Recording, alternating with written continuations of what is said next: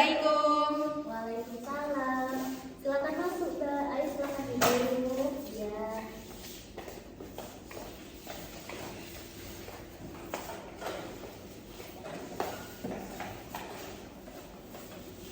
Udah nyaman posisinya? Sudah. Ini yang sebelumnya janjian sama Ibu ya? Iya, Ibu. Dari kelas apa, Mbak? 12. Dari 12A ya? Iya. Tumben nih kesini ada perlu apa, Mbak? Ini Bu ingin melakukan sesi konseling kelompok. Oh iya. Sebelumnya apa kalian sudah pernah ikut kegiatan ini? Belum. Belum. Barusan kalian ada pelajaran? Ada habis pelajaran matematika. Walah, ya. Baik, karena kalian belum tahu ya apa itu konseling kelompok dan kalian juga belum pernah mengikuti kegiatan layanan konseling kelompok. Di sini gua akan sedikit menjelaskan tentang apa itu layanan konseling kelompok. Jadi, layanan konseling kelompok itu merupakan proses pemberian bantuan yang dilakukan oleh konselor kepada sekelompok konseling. Jadi, di sini Ibu sebagai konselor dan kalian semua sebagai anggota kelompok yang hari ini akan mengikuti proses layanan konseling kelompok. Selain itu, dalam kegiatan layanan konseling kelompok ini nantinya ada beberapa asas yang perlu kalian ikuti. Yang pertama di sini yaitu ada asas kerahasiaan. Jadi nantinya Ibu harap kalian bisa menjaga segala rahasia yang ada dalam proses layanan hari ini. Kemudian di sini ada asas keterbukaan. Jadi nantinya Ibu harap kalian bisa terbuka terkait semua permasalahan yang kalian hadapi. Dan yang ketiga di sini ada asas kesukarelaan. Di sini Ibu ingin tanya nih kepada kalian, kira-kira kalian datang ke sini karena keinginan kalian sendiri atau karena ajakan teman atau paksaan dari teman? Keinginan sendiri, Bu. Oh, jadi kalian ke sini atas dasar keinginan kalian sendiri ya? Iya. Baik, di sini dalam sesi layanan konseling kelompok itu juga ada waktunya. Jadi waktu kita untuk melaksanakan kegiatan hari ini yaitu 45 menit. Apa kalian bersedia? Bersedia, Ibu. Baik, kalau begitu tadi kan Ibu menyebutkan bahwasannya dalam layanan konseling kelompok itu ada salah satu asas yaitu asas kerahasiaan. Jadi di sini Ibu minta kalian untuk berjanji kepada teman-teman kalian, kepada Ibu untuk tidak membocorkan segala permasalahan yang sedang dihadapi oleh teman-teman kalian, agar nantinya jadi yang tahu permasalahan ini hanya Ibu dan kalian semua. Kalian bersedia? Bersedia. Jadi gini ya, tangan kalian gini semua sekarang. Tirukan apa yang Ibu ucapkan ya. Sudah siap semua? Sudah. Baik. Saya berjanji. Saya berjanji Tidak akan membocorkan. tidak akan membocorkan segala rahasia yang ada dalam proses layanan konseling kelompok hari ini. yang ada dalam proses layanan bimbingan kelompok kali ini. Baik. Jika saya melanggar, Jika saya melanggar, maka saya akan mendapatkan hukuman. Baik, sudah selesai ya. Jadi setelah barusan kalian berjanji, Ibu harap kalian bisa menepati janji yang sudah kalian ucapkan barusan. Sebelumnya di sini apa kalian sudah mengenal Ibu? Belum, Ibu. Baik, kalau begitu di sini Ibu akan memperkenalkan diri Ibu terlebih dahulu. Perkenalkan, nama Ibu Iftita dan Malia. Kalian bisa manggil Ibu Ifti ya. Alamat Ibu dari Panempan. Kalau kalian semua udah saling mengenal satu sama lain? Sudah, Ibu. Tapi karena Ibu belum kenal kalian, di sini Ibu minta memperkenalkan diri kalian masing-masing ya. Coba dari Mbaknya. Perkenalkan, nama saya Naila Lubada, biasa dipanggil dengan Naila. Baik, Mbaknya siapa? Perkenalkan, nama saya Faradina Ivanisa, biasa dipanggil Dina. Kalau Mbaknya? Perkenalkan, nama saya Fayatul Salama, bisa dipanggil Iva. Baik, Perkenalkan, nama saya Sofi Amalia, biasa dipanggil Sofi Ibu. Jadi kalau begitu karena sudah kenal, sekarang kita lanjut ke tahap selanjutnya ya. Di sini ibu ingin tahu permasalahan kalian yang sedang kalian hadapi apa, yang membuat kalian ingin mengikuti sesi layanan konseling hari ini. Siapa yang mau? Tapi kayaknya kalian lemes ya? Iya ibu, soalnya baru selesai matkul. Gimana kalau kita main game dulu nih? Ada yang punya ide nggak siapa? Saya ibu punya Oh, iya. sedikit. Coba beri contohnya seperti apa Mbak? Biar nanti teman-temannya ikut. Namanya itu tepuk wow. Ah. Jadi saya namain ya. Ya. Tepuk wow. Kasih W, kasih O, kasih W, kasih. Wow, keren.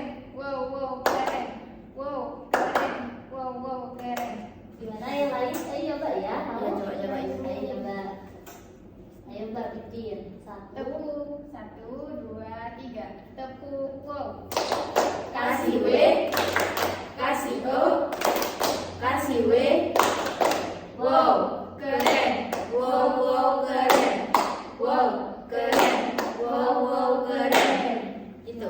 Ya. Baterai sudah 95%. Sekali lagi gak sih? Sekali lagi. Ayo sekali lagi Mbak. 1, 2, 3. Tepuk wow. Kasih W, kasih O, kasih W. Kasih Wow, kasih W lagi. Kasih W-nya 2 kali atau 1 kali? W, O, W. Ayo Ayo, Mbak. ayo. 1, 2, 3. Tepuk wow. Kasih W, kasih O, kasih W. Wow, keren. Wow, keren. Wow, keren. Wow, keren. Oke, sudah ya? Sudah. Baik, kalau gitu sudah semangat nih ikut kegiatan hari ini. Semangatin. Ya, baik. Kalau gitu di sini ibu ingin dengar permasalahan yang sedang kalian hadapi. Siapa yang mau mengungkapkan permasalahannya terlebih dahulu? Diurut aja gak sih? Ya, dari Mbaknya ya, dari Mbak Naila duluan. Ayo gimana Mbak? Coba ceritakan permasalahan yang sedang Mbak Naila hadapi. Jadi gini Bu, saya kan sudah kelas 12. Jadi hari ini tuh saya sering merasa kayak males ngerjain tugas, males kayak berangkat sekolah pagi-pagi. Gak tahu sih, intinya males ngelakuin hal-hal yang berkaitan dengan sekolah. Padahal kan sekarang itu saya sudah kelas 12, yang dimana nantinya saya akan melanjutkan ke tahap berikutnya, yang berikutnya kayak memikirkan kuliah, ujian gitu Ibu. Jadi permasalahan yang Mbak Naila hadapi akhir-akhir ini, Mbak Naila seringkali malas untuk melakukan segala kegiatan yang berkaitan dengan sekolah ya. Iya Ibu. Baik, Ibu tampung dulu ya. Sekarang coba Mbak Dina.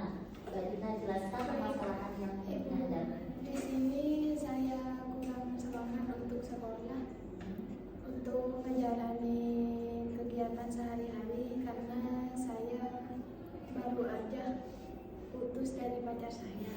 Gitu. Jadi alasan Mbak Dina tuh males buat melakukan segala aktivitas, terutama aktivitas sekolah, karena Mbak Dina baru saja patah hati gitu ya. Ibu. Oh iya. Sekarang ayo Mbak Iva. Jadi saya itu sering kehilangan beneran ibu, sudah berteman sama teman saya. Tapi saya yang mau berteman sama dia tuh dia juga nggak punya teman gitu. Jadi saya gak enak. Jadi barang Mbak Iva sering hilang sejak Mbak Iva berteman dengan temannya itu. Tapi Mbak Iva tetap berteman sama dia karena kasihan gitu ya Mbak. Jadi kalau Mbak Sofi gimana? Kalau saya gini Bu, kan sebentar lagi sudah mau lulus SMA ya. Saya maunya melanjutkan ke perkuliahan. Tapi ibu saya itu memaksa saya untuk masuk ke jurusan kedokteran Ibu, tapi saya gak mau. Alasan Mbak Sofi gak mau kenapa? Karena kan saya itu Ibu di SMA kan masuk ke jurusan IPS. Nah, sedangkan untuk masuk ke kedokteran pun itu sulit Ibu. Oh gitu. Jadi Mbak Sofi dipaksa orang tuanya untuk masuk ke jurusan kedokteran, tapi Mbak Sofi gak berkenan seperti itu. Ya, Nah, baik, karena barusan kalian sudah sedikit menceritakan tentang isi permasalahan yang kalian hadapi, di sini Ibu ingin menanyakan kepada kalian, kira-kira permasalahan siapa yang akan diselesaikan pada sesi layanan konseling hari ini? Saya ibu. Menurut saya permasalahannya Mbak Sofi itu. Permasalahan Mbak Sofi ya yang harus diselesaikan hari ini. Ya Ibu. Kalau yang lain gimana? Apa sepakat? Ya Ibu sepakat, soalnya kan Mbak Sofi misalnya sudah dengan orang tuanya kan. Ya. Baik, kalau begitu di sini permasalahan yang akan kita selesaikan hari ini permasalahan dari Mbak Sofi ya. Iya Ibu. Baik, sekarang Ibu minta Mbak Sofi bisa maju ke depan ya. Sekarang Ibu minta Mbak Sofi ceritakan lebih detail lagi tentang permasalahan yang Mbak Sofi hadapi, dan teman-teman yang lain bisa menyimak permasalahan Mbak Sofi ya, agar nantinya bisa memberikan sedikit masukan atau saran kepada Mbak Sofi agar Mbak Sofi mampu menyelesaikan permasalahannya. Gimana? Sudah siap ya? Sudah. Baik, di sini Ibu ingin tahu permasalahan Mbak Sofi secara lebih detail. Jadi di sini Ibu akan minta Mbak Sofi untuk memaparkan permasalahan Mbak Sofi yang terjadi seperti apa. Baik, seperti ini Ibu. Kan sebentar lagi mau lulus SMA Ibu. Terus saya mau melanjutkan ke perkuliahan. Nah, ibu saya ini nyuruh saya untuk masuk ke jurusan kedokteran Ibu. Sedangkan saya sendiri gak mau untuk masuk ke jurusan kedokteran. Saya maunya ke jurusan yang lain yang saya mau. Kenapa kok Mbak Sofi gak mau masuk jurusan kedokteran? Saya rasa untuk masuk ke kedokteran itu saya gak mampu Ibu. Terus selain itu Mbak ada alasan lagi ya? Ada alasan lain? Alasan yang lain itu karena kan saya di SMA ini masuk ke jurusan IPS. Jadi untuk daftar ke jurusan kedokteran pun nggak bakal bisa gitu, sulit. Jadi alasan Mbak Sofi tidak mau masuk ke jurusan kedokteran karena Mbak Sofi merasa gak mampu nanti di kedokteran itu, dan selain itu Mbak Sofi saat ini di SMA masuk jurusan IPS, jadi kemungkinan untuk lolos di kedokteran sangat kecil gitu ya Mbak. Iya Ibu. Kira-kira apa Mbak, kalau keinginan Mbak Sofi ingin masuk di jurusan apa? Saya inginnya mau di jurusan bimbingan konseling Ibu. Oh, di jurusan BK ya, sama seperti Ibu nanti Oh, jadi iya. guru BK. Baik. Jadi Mbak Sofi sudah pernah belum mengungkapkan keinginan Mbak Sofi untuk kuliah di jurusan lain selain yang Ibu Mbak Sofi itu mau? Belum pernah Ibu. Kenapa Mbak? Karena gini, saya takut untuk mengungkapkan perasaan saya ke ibu saya Ibu, karena waktu itu saya pernah bercerita tentang masalah lain, bukan masalah ini Ibu, ke ibu saya. Tapi ternyata ibu saya malah marah-marah ke saya Ibu. Oh, jadi sekarang Mbak Sofi takut yang Iya. mau mengungkapkan keinginan Mbak Sofi kepada orang tua Mbak Sofi karena dulunya Mbak Sofi pernah mengungkapkan suatu hal tapi malah respon orang tua Mbak Sofi itu memarahi Mbak Sofi seperti itu. Iya Ibu. Jadi untuk keinginan Mbak Sofi untuk masuk di jurusan BK ini belum diungkapkan oleh Mbak Sofi kepada orang tua Mbak Sofi. Belum Ibu. Oh baik, kalau seperti itu di sini Ibu akan memberikan salah satu teknik kepada Mbak Sofi untuk membantu Mbak Sofi menyelesaikan permasalahan yang sedang Mbak Sofi hadapi. Jadi tekniknya ini bernama kursi kosong. Jadi nanti ada kursi kosong. Mbak Sofi bayangkan seolah-olah di kursi kosong itu ada Ibu Mbak Sofi, dan Mbak Sofi silahkan ungkapkan semua perasaan Mbak Sofi, semua keinginan Mbak Sofi kepada kursi kosong tersebut. Setelah itu Mbak Sofi pindah ke kursi yang tadi, seolah-olah Mbak Sofi menjadi Ibu Mbak Sofi. Kira-kira bagaimana respon Ibu Mbak Sofi setelah Mbak Sofi mengungkapkan keinginan atau perasaan Mbak Sofi kepada Ibu Mbak Sofi? Apa Mbak Sofi paham? Paham Ibu. Dan satu hal yang perlu diingat, Mbak Sofi tidak perlu mengungkapkannya dengan emosi. Mbak Sofi bilangnya secara pelan-pelan saja ya kepada Ibu Mbak Sofi. Gimana Mbak Sofi, bersedia? Iya bersedia Ibu. Baik, di sini Ibu sudah sediakan kursi. Sekarang bayangkan kursi ini seolah-olah ada Ibu Mbak Sofi di sini. Jadi Mbak Sofi coba ungkapkan perasaan Mbak Sofi kepada kursi ini, dan setelah itu Mbak Sofi pindah ke kursi ini untuk jadi Ibu Mbak Sofi. Kira-kira bagaimana responnya? Mbak Sofi siap ya? Iya baik Ibu. Ayo sekarang Mbak Sofi ungkapkan perasaan Mbak Sofi kepada kursi kosong ini seolah-olah di sini ada Ibu Mbak Sofi ya. Iya Ibu.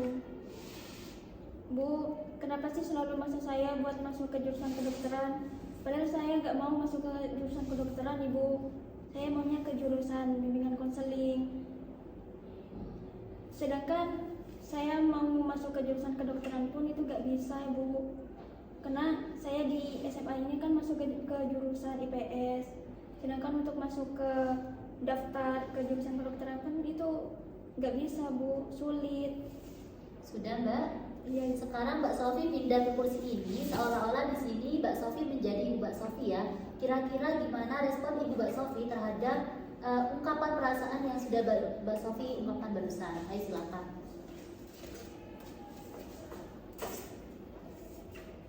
Gini loh nak, kenapa ibu selalu menyuruh kamu buat masuk ke jurusan kedokteran? Karena ibu rasa kamu sudah menjadi harapan terakhir ibu dan bapak. Biar nanti juga kalau ibu sama bapak sudah tua, ada yang merawat ibu sama bapak nantinya. Sudah Mbak? Iya Ibu. Silakan Mbak Sofi pindah lagi ke kursi Mbak Sofi dan sekarang kira-kira gimana respon Mbak Sofi terhadap ucapan yang sudah Ibu Mbak Sofi barusan ungkapkan? Tapi Bu, saya Ya, bilangnya pelan aja ya, gak usah emosi. Mbak Sofi bilangnya pelan-pelan kepada Mbak Sofi. Ayo silakan diulang. Tapi Bu, saya gak mau masuk ke jurusan kedokteran. Saya meskipun gak jadi dokter, saya pasti bisa kok rawat ibu sama bapak nanti. Sudah, ayo sekarang Mbak Sofi pindah lagi.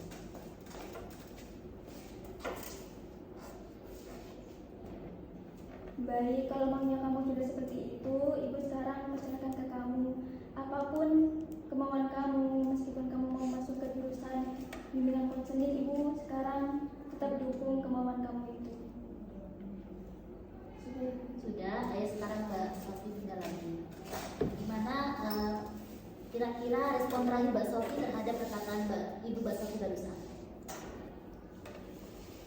Baik Ibu, terima kasih sudah mendukung keputusan saya. Sudah? Sudah Ibu. Kira-kira nih barusan kan Mbak Sofi sudah mengungkapkan segala keinginan Mbak Sofi kepada Ibu Mbak Sofi. Ternyata respon Ibu Mbak Sofi baik kan barusan kepada Ibu Mbak Sofi. Jadi menurut Ibu Mbak Sofi tidak perlu takut untuk mengungkapkan segala keinginan Mbak Sofi, mengungkapkan perasaan Mbak Sofi kepada orang tua Mbak Sofi. Karena Ibu yakin orang tua Mbak Sofi tidak akan memarahi Mbak Sofi dan pastinya orang tua Mbak Sofi akan mendukung keinginan Mbak Sofi yang asalkan itu terbaik buat Mbak Sofi. Apa Mbak Sofi bisa memahami? Iya, paham Ibu. Kira-kira setelah ini apa Mbak Sofi mau mengungkapkan keinginan Mbak Sofi kepada Ibu Mbak Sofi? Saya akan berusaha untuk mengungkapkan apa yang saya rasakan ke ibu saya. Baik, kalau begitu di sini Ibu ingin tanya kepada anggota kelompok yang lain, ada nggak saran yang akan atau masukan kepada Mbak Sofi untuk membantu Mbak Sofi agar Mbak Sofi bisa mengungkapkan segala keinginan Mbak Sofi kepada ibunya?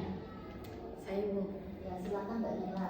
saya pikir dari permasalahan yang Mbak Sofi alami itu agak berat ya. Soalnya kan bersangkutan dengan orang tua. Mending gini, nanti semisal Mbak Sofi itu sudah bertemu atau sudah sesi ini, bicarakan dengan baik terhadap orang tua Mbak Sofi, baik itu kepada bapak atau ibunya. Bicarakan dengan baik atas penolakan, kan secara langsung Mbak Sofi ini menolak atas permintaan ibunya.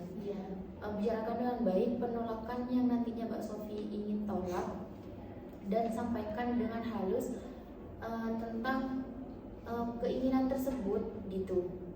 Intinya lah bicarakan dengan sama-sama kepala dingin gitu, supaya tidak ada nantinya respon orang tuanya itu marah-marah lagi gitu.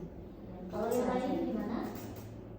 Setuju dengan pendapat Naya. Oh, baik. Jadi kesimpulannya di sini Mbak Sofi tidak perlu takut untuk mengungkapkan segala keinginan Mbak Sofi kepada orang tua Mbak Sofi. Jadi nantinya Ibu harap Mbak Sofi bisa lebih terbuka kepada orang tua Mbak Sofi untuk mengungkapkan segala keinginannya, dan Mbak Sofi itu bisa bicaranya nanti seperti kata Mbak Naila tadi, bicaranya secara halus saja, secara pelan saja, agar orang tua Mbak Sofi bisa menuruti kemauan atau keinginan Mbak Sofi. Selagi itu masih baik, pastinya orang tua Mbak Sofi akan mendukung Mbak Sofi dan tidak akan meresponnya dengan marah-marah.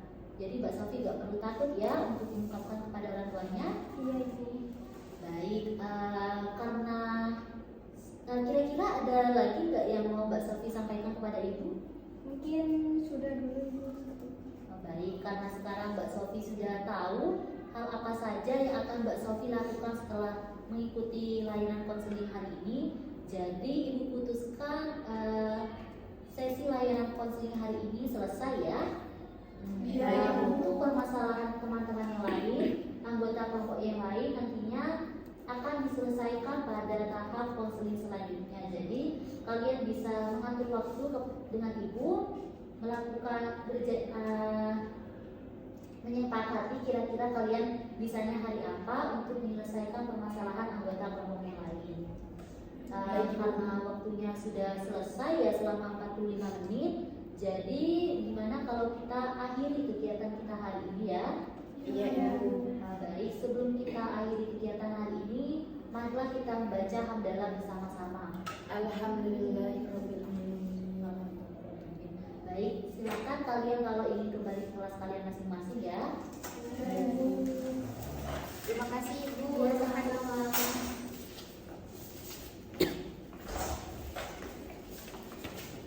Dari awal udah baca doa. Awal gak baca doa.